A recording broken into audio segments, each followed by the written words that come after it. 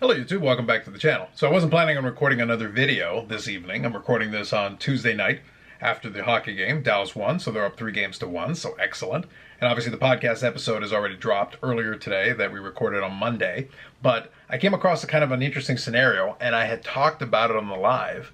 And I kind of want to talk through it a little bit. And I also was curious, if anybody does catch this video, I'd be curious to get your take and kind of get your opinion on this, because this is something that I've talked about in the past, but it's something that I haven't necessarily had to deal with myself. But it is something that's always a scenario that's a possibility. So let me explain.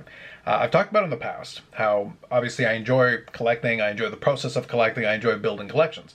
But the reality of it is that, real life is real life. And what I've said, half jokingly, but also truthfully, is that realistically, as much as I enjoy having my collections, if there was a big enough offer, if somebody put enough zeros at the end of an offer, like a legitimate offer, I'd throw them the keys and they could have the house and everything in it. Collections and everything else bolted down. You can have all the clothes, I'll start again from scratch somewhere else. It's not a problem. You can have the whole damn thing. It's completely yours. But in practice, that's not something you necessarily have to worry about. But I did have a scenario that I think I talked about. It was either the live or the podcast. I forget, but one or the other. Where I came across on the Facebook groups, I came across someone that made a post specifically being in search of a card that I had actually purchased. So the picture they used was from the eBay auction from the item that I bought. So I thought it was very interesting. I happened to come across it completely by accident. And then I did post on there, having a little fun with it, a little tongue in cheek. I said, oh, this thing?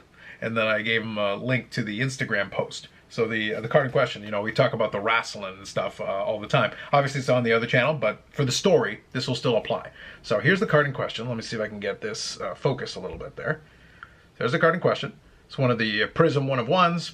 I collect two different characters in wrestling, and one of them I've built out quite a collection. This one, I've got a decent collection of it. I've got a couple of 1-of-1s as well.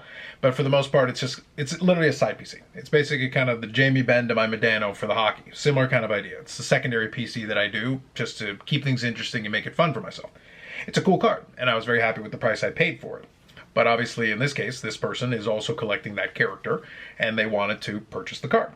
They came very aggressively for it as well once I mentioned it. And what was interesting is that, they asked, would you sell it? Basically, they're coming at it very eagerly. And I'll talk about in a moment why I think this is very interesting, how this, played out in terms of the approach they took to it. I basically said, and I was very clear right from the get-go, that I'm not looking to sell it. I didn't offer to sell it. I haven't posted it anywhere. I don't have it for sale. I literally still have the card on my desk. And I've been just leaving it there for a little bit just because I enjoy keeping it nearby at the desk for a little bit before I end up putting it in the box with the other cards. But the reality of it is that when you're not looking to sell something, if somebody approaches you, so this is kind of the scenario that I'm talking about. When someone approaches you with an item that is not necessarily for sale, even if you'll consider it, obviously my response was, I'll hear you out. If you want to send me a direct message, let me know what you're thinking and I'll hear you out. So obviously they came back, and I had a little back and forth with them just before I started recording this video. And I'm not shaming them or making fun of them or anything. I'm just throwing out the scenario here so we can kind of talk through it. The reality is that they have kind of an idea. They did partially the right thing, which is they looked up some comps and everything. But right from the get-go, and this is where I think it's kind of interesting, the comp they're throwing at me is for this card. The comp is what I paid for the card, which I understand, but at the same time, I paid for the card, and it is a 1-of-1. So therefore, you're not going to get it for what I paid for. So first of all, that comp may as well be useless. You can pretty much throw that out. And also, you're approaching me, asking me to purchase something that I haven't made for sale. If it was the other way around and I was making it available and saying, hey, I'm interested in selling this, accepting offers, etc., well then, yeah, fair game, whatever. So initially they did throw in a offer that was a little bit higher than what I had paid for it. Not unreasonable. I don't think they were being unfair. But I think the problem is, and I had to kind of keep reiterating it, is that I'm not necessarily looking to sell it. So the reality is, if you want to, so in this scenario, if you're the other person on the other side of this, if you're the person who's offering, you are asking if you can buy something that someone has not made available for sale, that is in their collection, then you're pretty much going to have to, I guess, quote unquote, overpay. You're going to have to, whatever you think is fair, you're probably going to have to go higher than that, realistically. I've been on the other end of this before. And generally speaking, if I'm going to do that, I'm going to make an aggressive offer because I'm actually trying to convince you to sell me something you weren't necessarily intending to sell in the first place. So at that point, fair is no longer probably necessarily what's going to work in this instance, at least from a negotiating standpoint, because and this is kind of where I'm at on this, is that you have the weakest leverage in this negotiation because you're the one who's already made clear that you want the thing. And realistically, the other person really doesn't have any incentive to kind of play along with this for you. It's more like you're going to have to bowl me over with an offer. It's almost like a Godfather offer kind of thing. Now, I did mention I was trying to kind of respect that they were not being unreasonable. I don't think they were being crazy with what they were offering. But the issue is still that I really don't have much incentive to sell unless you, again, throw a silly number at me. Going back to that scenario about for the right number, you can buy the whole thing. You can buy everything that I'm surrounded by. It's all yours. But again, it would have to be an overpay, realistically. So in this instance, we've got this kind of issue. Now, they took the approach. They did throw in one of the tactics that is a personal favorite of mine from the perspective of, I understand why people do it. And this is maybe the first question that I'll ask you, and I'd be curious to get your take on it. The infamous, I'm a big time fan, I'm a real collector of this. And the thing is, I've seen, like he has some images on Facebook and things like that of a collection that he's built that is actually quite good. And it's one of those things where it's very clear that he's trying to curate a nice collection of some of the nicer pieces. So I get that, and I respect that. But at the risk of being kind of a jerk, I don't care that someone is a quote-unquote real collector of it. Now, like I said a moment ago, I began by saying this is kind of a secondary PC for me. I do it as kind of a fun thing. So, but you're not going to guilt me into, letting something go for a better price just because you're, a big fan and a real collector. I'll put that in quotation marks. That's not going to move the needle for me. It goes back to what I said earlier. When you're the one initiating the request, this card wasn't for sale in the first place, but you're initiating the request. Now you're going to have to come strong. You're going to have to basically offer probably more than is reasonable or more than is fair if you really wanted that badly. So I kind of was trying to make this point and kind of try to explain that, hey, this is kind of a secondary PC for me, but I have accumulated some nice cards for it as well. And I also kind of showcased that I have at least one other one of one in that box that I have as part of Immaculate. It's a nice card that goes with it with the little logo. And his response to that was like, oh, well, give me a couple of days and I'll make you an offer that can encompass both of these cards. So we're going to leave it at that for the moment and see where he goes with it. But realistically, my question comes down to twofold. So really, I'll put you on both sides of this. Have you ever been in a circumstance where maybe you are interested in purchasing a card and somebody has it and it's a case where it's not necessarily for sale? If that's the case, what kind of approach did you take to it? Personally, like I said, on my end of it, I kind of tend to offer a lot stronger than it would be if it was the case of like if somebody put it up on eBay with a best offer. I would probably offer X, whatever that is. But if I'm asking someone who isn't necessarily making something available, and I'm asking them if they would consider selling it, and they say, well, I would consider it, well, then I feel automatically that I'm probably going to have to offer a little bit stronger than I would otherwise have to, because it isn't a situation where you're the one who led off by making it available in the first place. Now I kind of have to convince you. So I have to make it a good enough offer that at least I'm getting you thinking.